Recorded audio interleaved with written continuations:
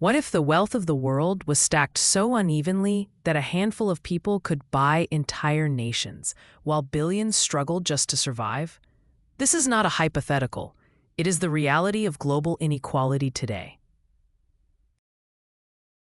Global inequality is not new.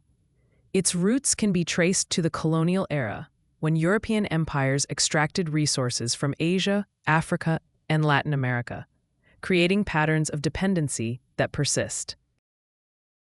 The 20th century saw the rise of industrial powers and institutions like the IMF and World Bank, which shaped economic rules that reinforced the gap between rich and poor nations.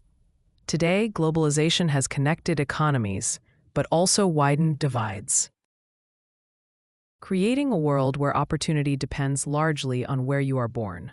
Sociologists have long studied these imbalances. Immanuel Wallerstein's world systems theory divides the world into core, semi-periphery, and periphery nations, showing how wealth flows from the periphery to the core.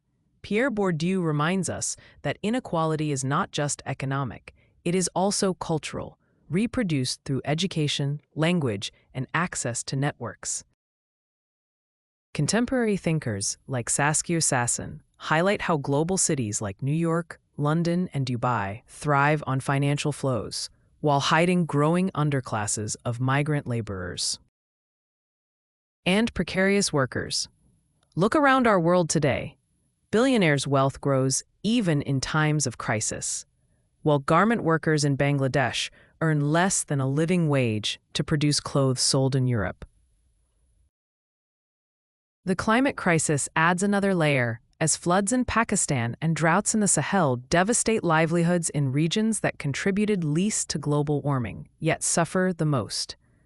Even the digital divide means children in rural Africa or South Asia struggle to access online resources, while others enjoy world-class education through a screen.